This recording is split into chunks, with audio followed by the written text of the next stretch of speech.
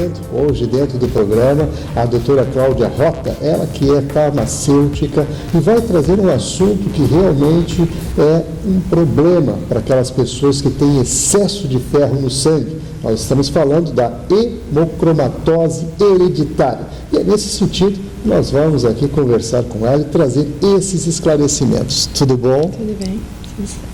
Bom receber aqui, ficamos contentes, né, de ter aceito o nosso convite e gostaríamos então de falar aí sobre esse problema, esse excesso de ferro no sangue, os seus sintomas, né, e o que realmente isso agrega e traz de problema para as pessoas. Bem, então os sintomas, eles são comuns a tantas outras doenças e eu acho que isso que dificulta um pouco assim o diagnóstico e também a lembrança dessa doença que tem consequências tão severas, né? A hemocromatose hereditária, ela é uma doença causada pelo depósito de ferro em diversos órgãos. Então, fígado, pâncreas, coração, pele, órgãos genitais. E ao longo dos anos, esse depósito de ferro nos órgãos, ele traz consequências muito severas, como é o caso da cirrose e câncer no fígado, né? Quando ao longo dos anos esse ferro fica acumulado no fígado. E no coração, cardiomiopatias, é também possível o desenvolvimento de diabetes, quando ocorre no pâncreas, e outras consequências, né? E os sintomas, então, seriam assim, fraqueza, fadiga, perda de peso, né? São fatores, assim, comuns a tantas outras doenças. E eu acho que por isso que o diagnóstico molecular, ele tem que ser lembrado, porque é um fator de predisposição que ele pode ser detectado precocemente, evitando um prognóstico ruim para essa doença, né? Nessa questão a senhora fala das prevalências, no caso. Sim. E aquelas que são mais acentuadas, mais graves? Assim, a prevalência na população é muito grande, tá? Principalmente na população caucasiana, né, que é a população branca, com uma incidência de um caso em 200 pessoas. Então, é muito alta, né? Começou assim a ser notado, ela é assim, muito prevalente em pessoas descendentes de nórdicos e celtas. Então começou a ser mapeado na Europa, na população da Inglaterra, Espanha, Portugal, Alemanha, de onde a gente tem os nossos, né, ascendentes. Então quando se começou a se estudar, se viu que é uma prevalência muito alta. Então, assim, de 4 a 5 pessoas em 1000, né? E isso são pessoas que têm a doença, que a gente chama de homozigoto. Depois eu até posso explicar um pouquinho melhor. E os heterozigotos, que são as pessoas que carregam, são portadores, é uma frequência maior ainda, em torno de 10% da população mundial, né? E estudos aqui no Brasil já mostram que 7% da população já estariam sendo portadores de hemocromatose.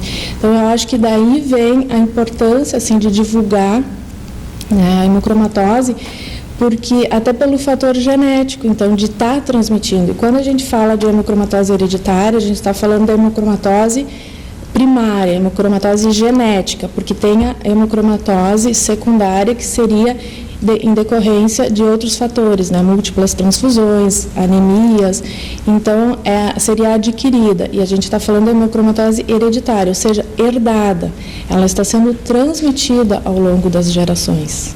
Mas nessas questões que falávamos aqui, a senhora falou da questão da prevalência, e existe isso em virtude, né, da descendência, vamos dizer assim, das pessoas caucasianas, ou seja, mais claras, e a faixa etária, as pessoas que são acometidas, que número isso a gente pode apresentar, em que número a gente pode apresentar para os nossos telespectadores? Então, assim, na faixa de 40 anos é que talvez se comece a perceber, na verdade não os sintomas, porque ela pode permanecer assintomática ao longo da vida, né?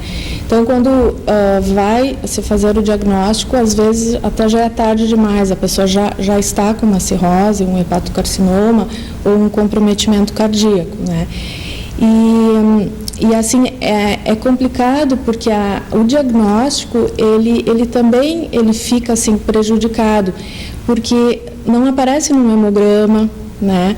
O ferro em si não é um bom marcador, né? Teria que se pedir ferritina, a saturação da transferrina, e aí ela começa a ficar um pouco mais elevada, mas às vezes ela demora muitos anos para ficar num patamar que tenha que se tomar alguma providência. Então, por isso que ela é de uma detecção tardia, talvez com 50, 60 anos, comece a aparecer alguns indícios que se tenha que investigar, né? E na criança já não, porque justamente é o depósito, né, de ferro ao longo dos anos. Então, no caso de crianças, tem a hemocromatose juvenil, que daí é outra investigação genética que aparece na primeira década da vida. Também pode aparecer em adultos mais tardiamente, né? Mas seria assim na faixa de 40, 50 anos, onde talvez esse acúmulo começa a ser perceptível, né? Muito bem. Realmente é uma situação preocupante, até porque tem o diagnóstico já não tão tranquilo. Sim, visível, não né? tão visível, tem que partir para a investigação mais aprofundada. E os sintomas também, né? A questão dos sintomas também, e nesse sentido, claro, nós trazemos aqui informações e justamente a questão profilática. Isso tudo eu gostaria que a gente entrasse também nesse mérito, que porque, é a nossa área. Na verdade, a gente tem aqui um compromisso, né, em um serviço de utilidade pública para a nossa população, em termos de esclarecimento, né, de informações. E na questão profilática, como é que a gente pode trabalhar essa situação? Então, essa é a nossa função, né, que seria o diagnóstico precoce. Então, nós somos um laboratório de investigação genética e também doenças infecciosas, que através de uma técnica chamada PCR, que é a reação em cadeia da polimerase. A gente tem várias vantagens. Para doenças infecciosas, seria assim a sensibilidade, tá? E a rapidez. Tá? Eu não sei se eu posso exemplificar assim rapidamente, claro, sim, a questão infecciosa, porque eu acho que é uma questão geral também de saúde pública, né? Então, assim, na parte de infecciosas, por exemplo, um líquor que precise rapidamente ser examinado. Essa técnica pode, em torno de 3, 4 horas, apresentar um resultado, né? Então, seria a grande vantagem. E a sensibilidade, por exemplo, em leucemias, nós podemos detectar uma célula, né, com a translocação de 100 mil a 1 milhão de células normais. Então, é uma grande também procura no meio de células saudáveis. E entrando na área de genética, vem a questão dos fatores de predisposição. Então, essa doença, a hemocromatose hereditária, ela tem um gene, tá, que ele vai sofrer uma mutação. E a sua proteína é que vai dar o resultado de absorver mais cálcio, né? Então, assim, é um grande diferencial, através dessa técnica, né, de PCR, nós podermos detectar a mutação em um determinado gene que vai controlar a permeabilidade, ou seja, quanto de cálcio vai ser absorvido, né? Então, essa técnica de biologia molecular, ela é capaz não só de detectar a pessoa que tem a mutação, mas uma pessoa que carrega a mutação. Porque a gente tem pares de cromossomas e em cada par, né, em cada cromossoma, a gente tem uma forma representada, chamada alelo.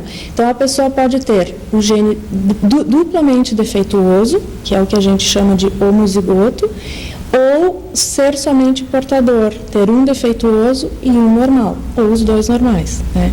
Então, na biologia molecular, a gente tem condições para a hemocromatose hereditária nós temos 3 mutações mais comuns e de detectar se a pessoa, então, é portadora ou é homozigota, carrega essa mutação. Interessante que a gente falou, então, das populações, né? Já tem mapeado uma mutação mais comum na população alemã. Quando começou a se fazer esses estudos na Europa, pareceu assim que a Itália tinha uma baixa frequência, que lá a prevalência era bem baixa. Aí se detectou uma mutação presente em italianos. E hoje, quando a gente faz, se o paciente vem de Novo Hamburgo, a gente vê bem assim a mutação que vem dos alemães. E quando vem de Bento, Caxias, aparece essa outra mutação que foi mais frequente na Itália, né?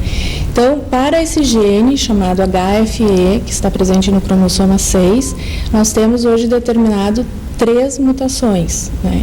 Conseguindo assim mapear essa população, né, mais comum na europeia. E também tem outros genes. A hemocromatose juvenil, que eu mencionei, que é mais comum então nas crianças, aparece na primeira década da vida, a gente também tem já montado no laboratório a detecção para essa mutação. E isso cobriria de 80% a 90% das pessoas que têm hemocromatose. Então, não posso deixar de falar que a gente perde o diagnóstico de 5% a 10% da população, que são pessoas, então, que ou têm outras mutações já conhecidas e que a gente não realiza, ou algumas que ainda se falta descobrir. Realmente é preocupante e é bom que a gente possa tratar de um tema que realmente merece uma atenção toda especial. E a questão do tratamento. Há tratamento? Há tratamento. E o tratamento é muito simples. É a flebotomia terapêutica, ou seja, a retirada de sangue como se fosse uma doação, só que esse sangue não pode ser reaproveitado. E a estimativa de vida de alguém que descobre cedo e faz essa flebotomia terapêutica, a estimativa de vida dessa pessoa é igual a um outro cidadão que não tem a doença. Então, por isso, a descoberta precoce, né, com esses fatores de predisposição, e eu ressalto assim, que a hemocromatose é um grande exemplo para essa questão, porque é uma doença monogênica, ela está relacionada com um gene principal, que cobre de 90% a 95% das pessoas que têm hemocromatose. Então, ela está bem mapeada, né? Ela é assim um diagnóstico seguro de que esses fatores de predisposição, uma vez diagnosticado cedo, o que vai se controlar? Que pela ferritina do sangue, né, que como começou essa entrevista, um excesso de ferro no sangue, vai se conseguir prevenir, ou seja, tirar ele, eliminar com a flebotomia terapêutica, e se faz isso ao longo da vida. E essa pessoa vai ter uma estimativa de vida normal como qualquer outra que não tem essa doença. Muito bem, então vamos agradecer aqui a participação da doutora Cláudia Rota, ela que é a gestora do laboratório Amplicon, né, participando hoje com a gente. Quero inclusive deixar aí o telefone de contato para você obter mais informações.